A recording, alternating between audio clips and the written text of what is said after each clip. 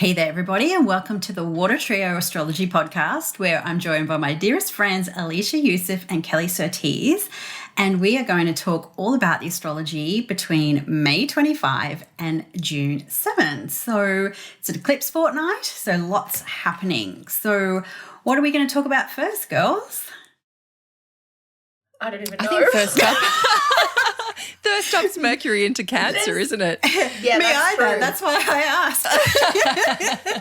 So this is going to be the Spanish tapas episode. We're going to say a little bit about a number of different things. Is that that's our it. plan? Spanish tapas, yum. There's just so much to talk about. So we're going to kind of give you a little bit of a smorgasbord of all the things. So if Mercury in Cancer was a tapas dish, what kind of tapas dish would it be? There'd be a lot Cheese. of cream or cheese. a cheese fondue or something like that. Oh, yeah, cheese and bread for sure. Or maybe Like it'd so even creamy. be the churros at the end, the chocolate churros. So yeah, Mercury in Cancer on the 29th, and we're going to have Mercury in Cancer for a fair while, thanks Couple to of months, I think. Yeah. thanks to more, planetary hoo-ha, retrograde action. So we're going to have Mercury in Cancer through until. Am I Early reading my August. ephemeris? Oh my god! Yeah, early August. I Yeah. read that. I'm like, oh man. Yeah, so Mercury in Cancer. So this is like the second retrograde of Mercury in Cancer because we had that last year as well as a part of the infamous meat grinder. And so the Mercury in Cancer is the only Mercury retrograde of 2020 that doesn't straddle sign boundaries. So it's still a pure water retrograde. It's not got that flow back into an air sign. So do either of you girls have any real kind of, we'll talk about the retrograde part of Mercury down the track, of course, but just Mercury in Cancer overall, anything that you want to kind of mention about that? It's definitely a sign downgrade on paper. It's definitely less functional than Mercury in Gemini. So Mercury in Cancer is, one of Mercury's mute signs. So where, it's tricky for Mercury, who just wants to talk about the details and do all, just chat. And in Cancer, it's like a sign of, feelings and emotions. And so, that's one of the tricky things of working with Cancer is getting them to actually voice their emotions or speak clearly about the way they feel. And so, this is also happening. Mercury's going to Cancer while Venus is retrograde. So, this also has a bit of a knock-on effect or a flavor change for the Venus retrograde. But anyway, my Mercury and Gemini has talked about this enough, so I'm going to throw it back to you. Love it. To you girls. I'm going to try and be restrained. And just the one thing I want to add, because I think you described it perfectly, Cass, it's Mercury in a water sign or Mercury in a mute sign can be more about written than spoken communication or the inner reflection. But yeah, it basically Mercury coming into Cancer sets up this kind of astrological vibe or pairing that's going to last a little more than 2 months. So from now, like May 28th, when Mercury moves into Cancer in Canada and the US, from then until early August, Mercury's in Cancer, Venus is in Gemini. And so two planets that usually change signs every few weeks are kind of settling into a particular dynamic or a particular vibe. And so I think just understanding that we're starting a bit of a 2-month kind of unusual vibe that's about reflection and reassessment and exploring emotions. And some of you are going to love that and some of you are not going to love it, but at least you've got the timeline for it, that it is going to, that pair of Mercury and Cancer, Venus in Gemini, it's, until early August. Yeah, and I find Mercury in Cancer is very much about connecting head and heart. It's that idea of, sometimes we have to actually think through our emotions and bring logic to those places that might be a bit harder to access or potentially could be a bit frozen. So it's thinking into our feelings, and there's the drive to protect and nurture and nourish that's very much with Cancer. So it's those ideas of, how can we learn more about this? How can we think more about this? And I think with the retrograde, retrogrades turn the mind inwards anyway. So it's even more of a deep dive. I know for me, it felt like that last year, and many of my clients were saying the same. It's almost like the Mercury can't do its normal thing. It's Mercury in its trickster mode, but it's tricking us around our emotions and around our feelings and around our unconscious. So I don't know. It's a very sensitive time. Cancer can be a bit defensive at times, so it may be thinking our feelings first before speaking them out, examining them before spreading it too far. So that's my thoughts anyway. Yeah, and I guess just being also aware that Mercury in Cancer, the sign of Cancer does want to sidestep issues. So it's really, if you don't know what you think about something, or if you're not really sure how to give voice to those feelings, it's okay to sidestep that issue or say, let's talk about it later. And I think that's kind of also brings the emotional awareness around Cancer, is rather than having that reactionary response, which is they're famous for. It is with Venus retrograde, Mercury in Cancer. It's okay just to perhaps step back and go, let's talk about this later, or I'm not in the mood to talk about this right now, or whatever that might be. So just, after the speed of Mercury, it's okay to go slow with Mercury in Cancer, or at least go slower perhaps. Which I think is a good heads up for our listeners that, Thursday or Friday, depending on where you are, May 28th or 29th, Mercury is going into a slower, more reflective state. So if you've got planning to do, if you've got some business stuff you need to tend to, or some paperwork, anything that you want to kind of get done pretty kind of concisely or decisively, try and do that, Monday, Tuesday, Wednesday, before Mercury changes signs, because it will get a little bit sluggish once he goes into a water sign. All right. So I guess the next thing we really wanted to talk about was the Venus square Mars aspect. So that didn't really happen earlier late in April. I think that was back in April already. So Venus squares Mars on the 3rd of June. And I believe it also happens on the 3rd of June in the US and Canada as well, because of the speed of Venus right now. And so that happens across 14 Gemini and 14 Pisces. So Venus and Mars are finally kind of making that connection. They're clashing, and they're trying to work to find a compromise together, while Venus is in a very compromised position. So what do you girls, think about that? Like how, what are your thoughts around this aspect? You go, Kel. Oh, no, you go. I was going to say, Venus square Mars, I know it's a square, but I sometimes have a soft spot where I kind of like Venus and Mars in this type of aspect. It's like that frisson, a little bit of friction, but there's maybe a playful, almost potentially flirty quality to it, where like we're disagreeing, but we're able to do it in a way that it's not devastating or destructive. It's sort of like, I don't know, and maybe I'm being a bit Pollyanna here because I know Venus is retrograde, so Mars is really, taking charge here. So there's a need to kind of be decisive, and certainly if you're in some type of relationship or relational dynamic, whether it's with family, a lover, or, at work, there is going to be a difference of opinions. And so I think, finding a place to agree to disagree, or thinking about the idea of picking your battles, like, do you really want to stand up for something? And sometimes you need to, and you need to push back, and you need to kind of get in the arena and have the, thrash it out. But other times it's like, look, that's more important to them than it is to me. So, I'm going to let this one, as we say in Australia, let that one go through to the keeper. Through the keeper. And which is a cricket sort of commentary, just let that one go through. But a part of me is like, I'm a little curious about whether there'll be some fun or some sparks that will ultimately turn out to have been exciting or stimulating in good ways. That I could be being overly hopeful. What about you, Leish? Yeah, look, I generally like Venus-Mars aspects, whether they're square, whether they're trine, whatever, because I feel like one, Mars warms up Venus and Venus cools down Mars.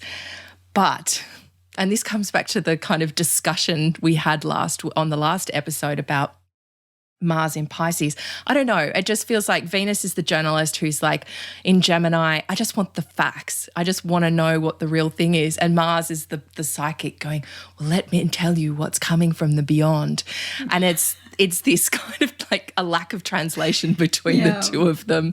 There's this inability to actually speak each other's language in these signs, you know, because it is a Jupiter-ruled sign and a Mercury-ruled sign that the two are speaking from. So it's, yeah, I don't know.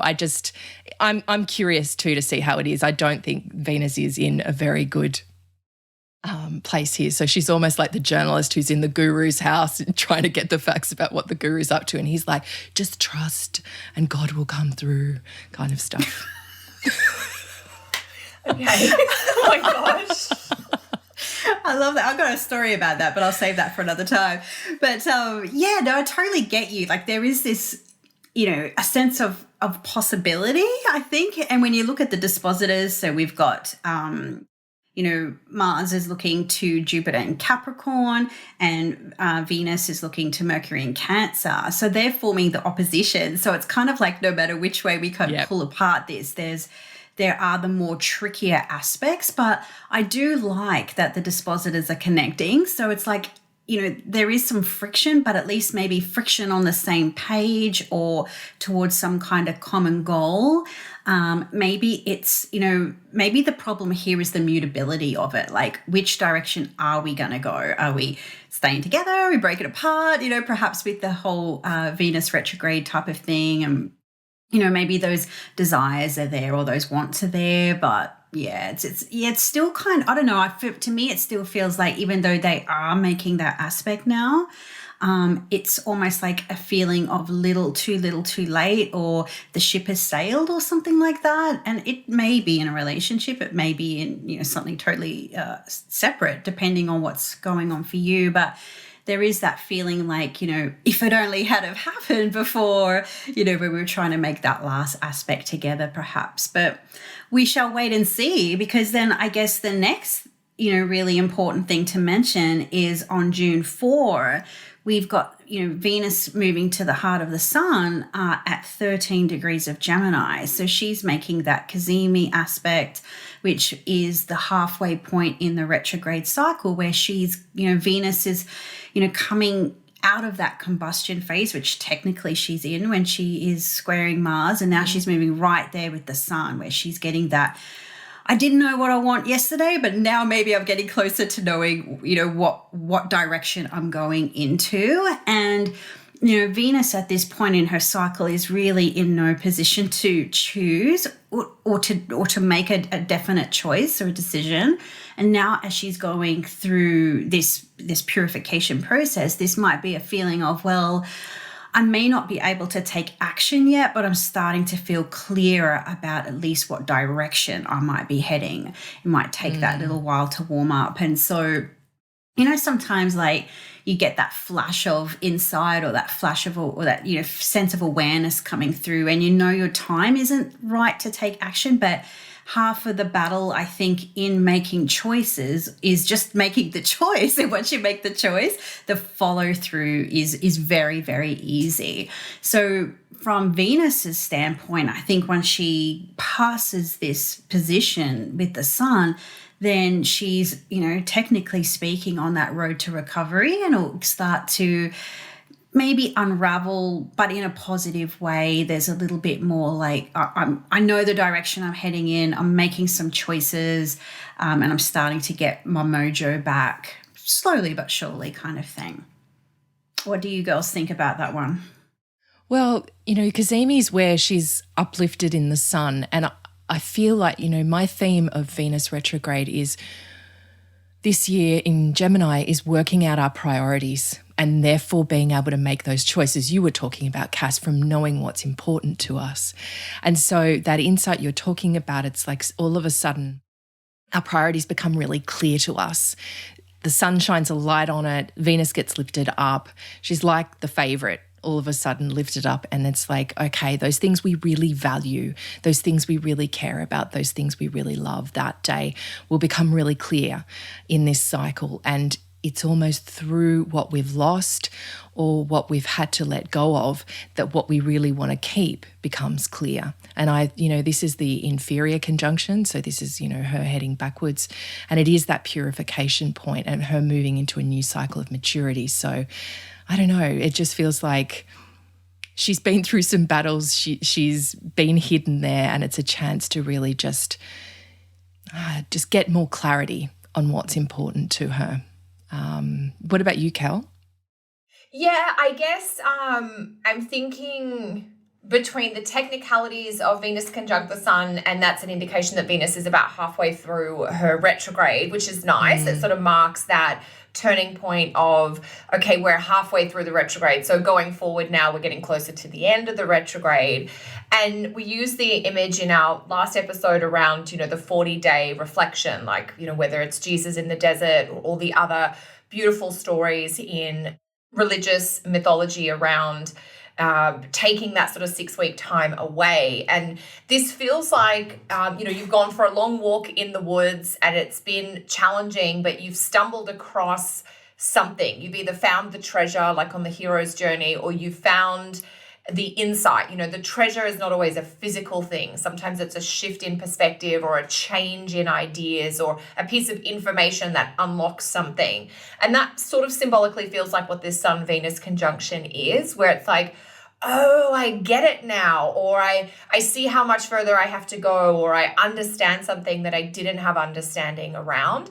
I still have to get myself out of the woods because now I've been, it's like you left your safety zone and you went for 3 weeks out and you still have to turn around and come back. But at least now things seem to make sense, or now you understand the reason, and you may not be able to do anything about it. Like if I keep using this analogy, you've gone for a walk in the woods. My brother, one of my brothers, loves to go out in the woods by himself. You go out, you do your thing, you have your reflection, you look at the stars, you catch whatever you're going to eat, you fish for dinner, or you find a nice flower. You can't tell anyone about it until you get back, but now you've got a piece of information or a perspective or a point of view. You've gained some piece of wisdom or knowledge that is going to guide you and inform you as you go forward. And so it's like finding that kernel that maybe is still 3 or 4 weeks away from acting on, but now you've got it. And that's very powerful, I think, to get that, I think all of us at different points have had different types of therapeutic work and healing work. And that little nugget, when you get it, is so valuable. You never know when you're going to find it. It just sort of spontaneously happens in the middle of an interaction with a healing practitioner. And then you usually mull over it for a bit afterwards. And then you think, how am I going to put this into practice? So this is the finding of the gem, I think. Yeah, for sure. Symbolically. So 13 Gemini is the spot. So if you've got any planets or points around there, of course, it will be very telling for you. So I guess the next big thing that we really wanted to talk about was the eclipse, just to make it just a few. But wait, there's more. Yes, there's more astro. So just the details for that. That's at 15 degrees of Sagittarius. So it's a full moon eclipse. It's not particularly total, of course. It's but it's definitely in the eclipse range. And that's June 6 here in Australia, June 5 in the Northern Hemisphere, and that is at 15 Sagittarius. So what do you girls, what are your vibes on this eclipse? The first eclipse in the new sort of nodal cycle. So it's almost like a gateway eclipse or the hollow eclipse in a way. Yeah. I don't know if I'm going to regret saying this, but I'm looking forward to it. I don't know. So it's an eclipse in the sign of Sagittarius. It's technically a south node eclipse because the moon's in the same sign as the south node. So there's this feeling of fullness and recognition, but also release. And I think it's sort of, it's happening only a couple of days after the Sun-Venus conjunction. So it still has us in that internal territory or that place within. When it's a South Node eclipse, it's an opportunity to let something go, to release something or to say goodbye to something, just to create space, like an emptying out that's kind of necessary that will make you feel good. But at the same time, it's a full moon in Sag, which to me is like there is something hopeful or something to look forward to or something that is flagged as an adventure or part of the discovery process that you'll come back to or explore. So it feels very meta or very big picture on a number of levels. And I think if you're thinking, how can you apply this to my own chart? Have a look at the Sagittarius house and just, as things come into some kind of like light or that the change of light, you can see things, that you normally can't see. A shadow in the corner becomes clear because it's, the light is different. And maybe you're aware of something that you can now let go of that you hadn't been aware would be appropriate to step away from, if that makes sense. Yes. Yeah, very for conceptual sure. today. Yeah.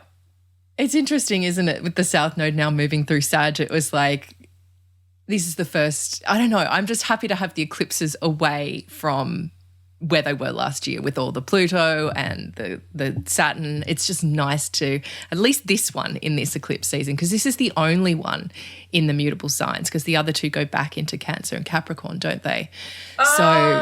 Do they?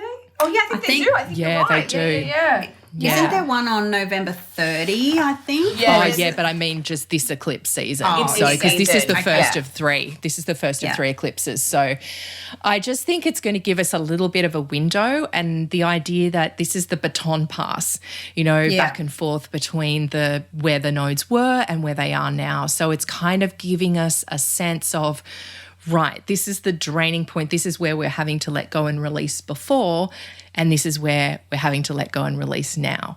And I always talk about the vacuum cleaner with eclipses, and this is just a vacuum cleaner on steroids, being a South Node lunar eclipse. Full moons are always a big vacuum cleaner, and it's where do we need to let go of truths that we thought were real but are not, and places that we thought we could find wisdom but are no longer there. And I just get a sense of, instead of going external for our wisdoms and our truths, being able to go internally for them and work out what's real for us rather than having to rely on the information coming from everybody else. And also, as a reminder to our listeners, eclipses are not great intention setting energies or anything like that. So they do throw a bit too many balls in the air for us to do any kind of normal moon rituals around. So yeah, be careful and cautious. But there are some good ones to do, but just not the normal ones. What about you, Cass? Yeah, I guess I can't help but notice that Mars does square this lunation. So I think this will perhaps amplify or intensify the idea of maybe letting go of something, cutting away from something or severing something. So that might be around those Sagittarius ideals around truth or wisdom, or maybe even letting go of some old conditioning or old beliefs and moving into something that might be a little bit fresh or different, Gemini, or something that's a little bit more factual, as opposed to, but this is what I was told, or this is what I've always believed, or what I've always thought to be true. So, I think this is, certainly kind of rich territory to really start thinking about this next 18-month cycle and, facts versus fiction or facts versus faith. And this is going to be a big part of, I think you said it so much more eloquently than I did, Lishi, passing the baton type of thing. I was just like, this is the hollow eclipse. But it is that sort of, okay, well, and I guess it's sort of difficult in some respects right now to, not frame so much of our astrology around the whole collective COVID situation. And so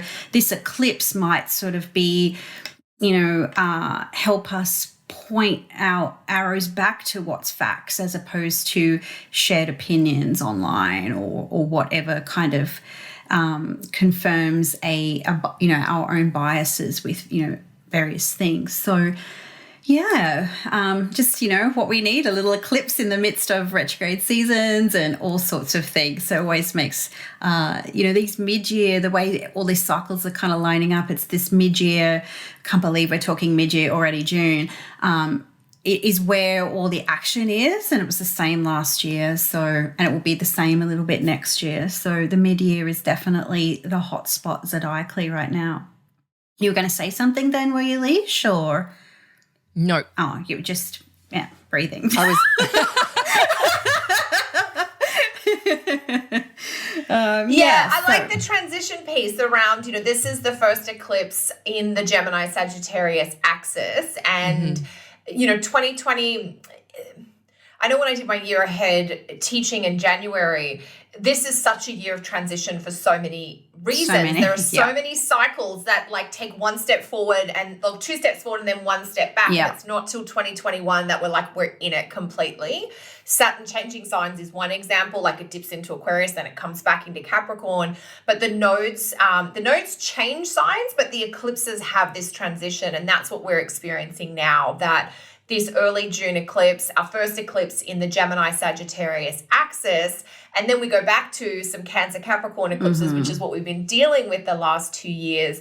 And it's not until the November eclipse season, November, December, that we're then more fully into Gemini Sag eclipses, which is what's going to run through most of next year. So this eclipse, I think, has significance in that regard, where it's the first, it's like the preview or the early access.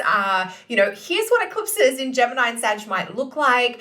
The nodes are sort of announcing themselves in the Gemini Sagittarius parts of your chart, and they have a very different tone there. They're not going to be activating survival instinct or safety topics as much as they have while they've been going through Cancer and Capricorn. Gemini and Sagittarius is a lot more, as you said, Cass, that beautiful facts versus faith, that analogy between the data and the information versus the inspiration, the wisdom, the philosophy. So there's a lot more about learning. There's a lot more movement. I think there's more, Gemini and Sag are two signs being mutable that are just more open to movement and change anyway. And then the nodes tend to increase change and movement. So it's going to be really interesting to see how much we're doing in terms of moving the pieces around this June, early June in the Sagittarius part of our chart, but over the next little while, the Gemini part too. For sure. Cool. Yeah. All the mutable action still going on. The astrology is, never ending, right? Yeah. I know. You must be feeling relieved, Leishy, to feel, this is all off some axis for me. Mm-hmm. How are you guys feeling about it, though? Well, it's coming on axis. Probably more significant for Cass because it's first 7 for her, I guess. Yeah. It's a bit of a month for me, but, what can happen? I'm stuck here at home. So, we're definitely we're welcoming a whole new eclipse energy, which we've not had since November 2018. So, that really is such a long time ago now. So, and one thing that will January feels like a long time ago. November 2018 is like 2 lifetimes ago.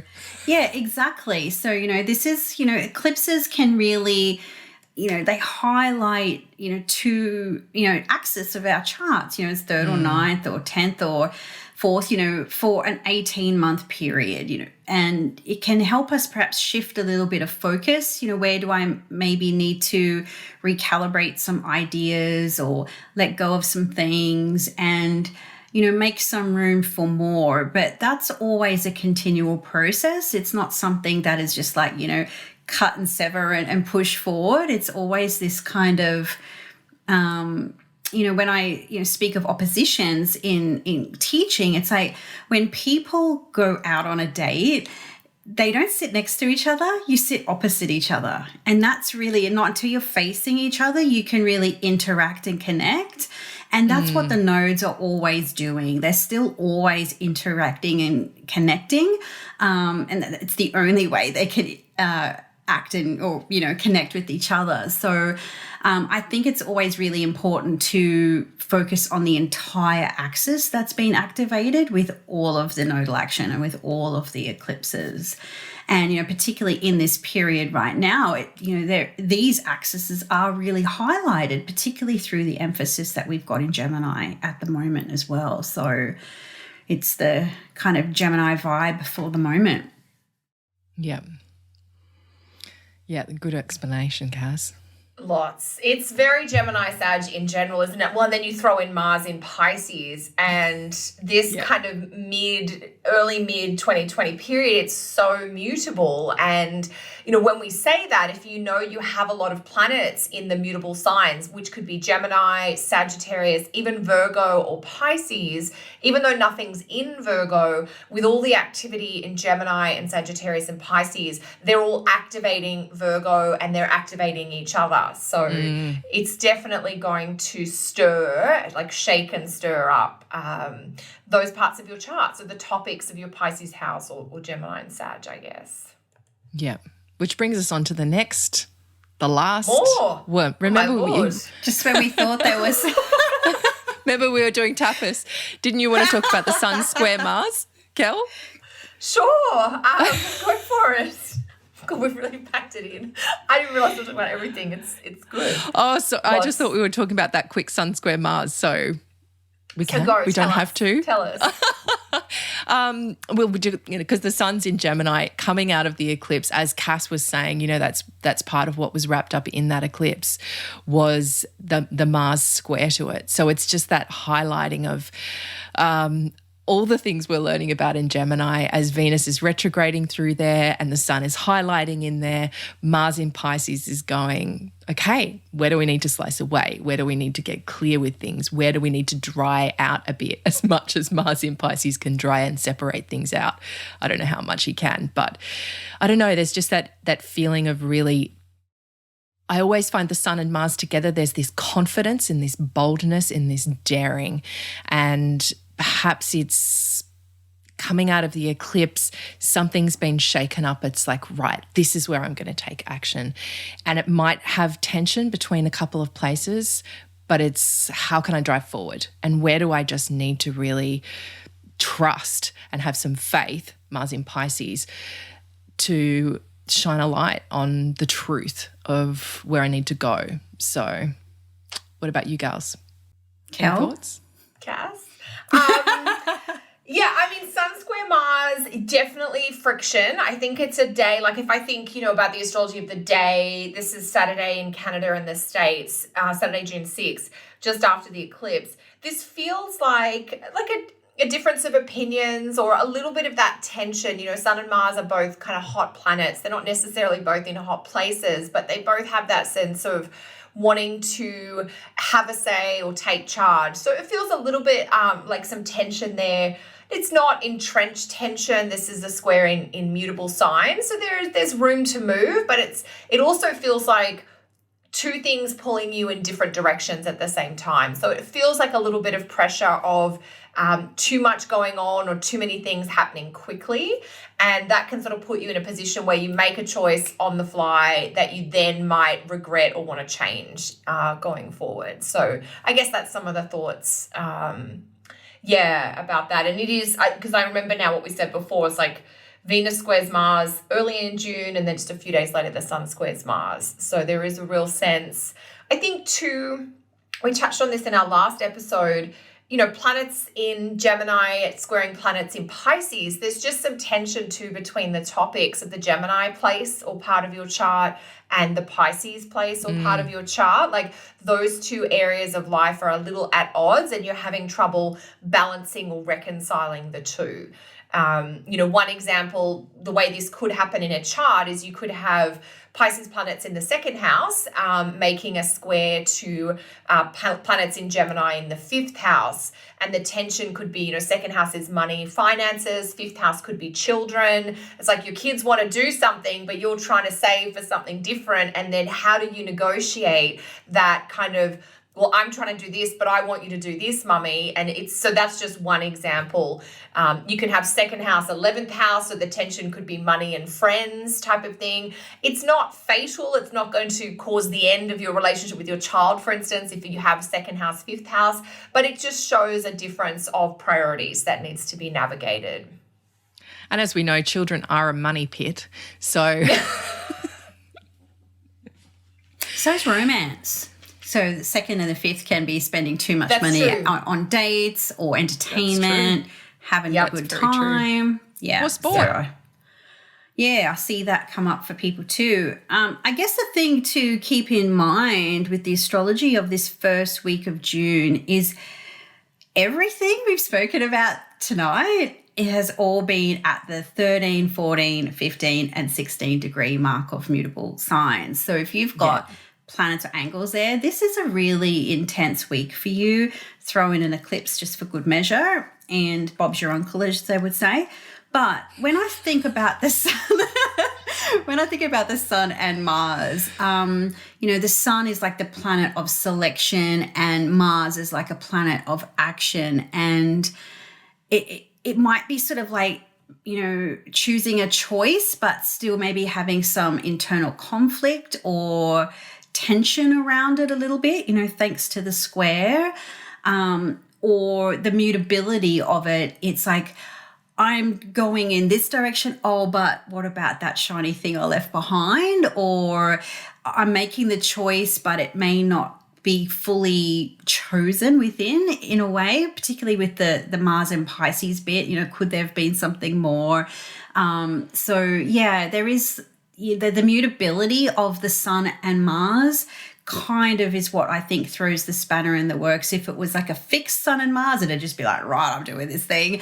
And if it was, the cardinal, it'd be a little bit there. But the mutability, it's, choosing the choice, but have I really chosen it? So, this is all under eclipse vibes. This is all under the Mercury in Cancer vibes, as well as the Venus retrograde vibes. So, this is a real kind of week of massive mutable week, and also a week where, there's a lot going on, and it might be okay just to take that step back, or a little bit of a tap out, so to speak, if you do need a little bit more sort of time to choose that choice, or make a decision, or find out the way that you want to move forward. Because, the whole thing with the mutable signs is that meandering quality. And, sometimes I think that can be, easier for the mutables in some respects to deal or handle retrograde motion a little bit, because they can handle the ebb and flow of that process. So yeah, lots of thoughts there, but I think it's just the idea of, moving forward, but still perhaps with a little bit of trepidation or a little bit of indecision. And of course it's mutable, so you can always change your mind later. That is true. Yeah, it's always true. It's always okay to go off course, like I always think, for me, like, I think this just needs to be put on my gravestone. It's like, all those who wander are not lost. And I think that's really important to remember when we are facing such mutable times. And, we're all being collectively invited to be mutable, to change the way we're doing everything right now. And so sometimes when things are changing, just change everything and be okay without, that solid outcome, or being able to start that thing you really wanted to do. It's embrace the anything can change on a dime right now. Yeah. Yeah. Go with the flow. It's a bit frustrating, but at times, but it is what is being called for now, so. And it reflects world events. And, if thinking about it, Gemini is the sign of the lungs, isn't it? So it'll be interesting to see, this is the biggest thing about this virus. So what it will be shining a light on in terms of our lung health and what's possible in this whole period. What are we revisiting? Yeah. So fascinating. So we've covered all the astrology now. We've done all the aspects. We've tasted all the. We've through it. We've tasted all the tapas. Are we going back for seconds on anything? Is there anything we want to promote? What things have you got going on, Kel? Okay. So I'm just checking. I'm like, okay, first 2 weeks of early June. So I've got, what have I got? I'm like so confused with the calendar so far ahead. My 4-part training on aspects, so an introduction to aspects, starts on June 15. So that's coming up and available on my website.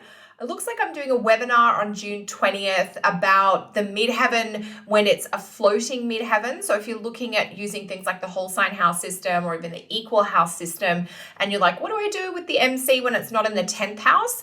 I'm co-presenting with Frank Clifford on June 20th about that. So I know that's Cool. a little ways in advance, but that's what's coming up. What do you girls have going on? Leishi? I am starting the Choose Your Own Canyon course again. That'll be happening on the 26th of May. So this is for people who are getting to a point where something's blocking them or they're feeling like this habitual pattern is happening in their life and they just want to get over it or get on top of it. So it's a 10-week course. You know, I've had people say it's life-changing. So it's Excellent. available to go over to my website and hop in. It's only 5 people available to attend because it's really one-on-one, so book in for that. And also I won't be running any new moon groups or any webinars this time, but there is my Eclipse webinar from a few weeks ago available for download on my website too, if anyone wants to get more understanding about the eclipse season. What about you, Excellent. Cass? What do I have? June. Well, I know I haven't set the date yet, but I'll be doing 4 weeks on planetary phases, essential dignities, and things like that as a part of my overall program. So those details are not on the website as we were recording, but they will definitely be there by the time this episode goes live. So all that is on the website, CassandraTindall.com. So Cool. I guess, so we're in the midway of the year now. So it'll be Christmas before we know it. Don't even say such scary things, Stop it. Cassandra. Stop that. Wash your mouth out with soap. Sorry, I'm Mercury Cancer in the end there, but yeah, it's like that one time when we did our yearly event, it's just the time is flying right by. So, well, I just want to thank everybody for joining in on the podcast this week, and we really look forward to catching you with all the astro insights for the next fortnight. All right, bye for now. Thanks, everyone. Bye, Bye. girls.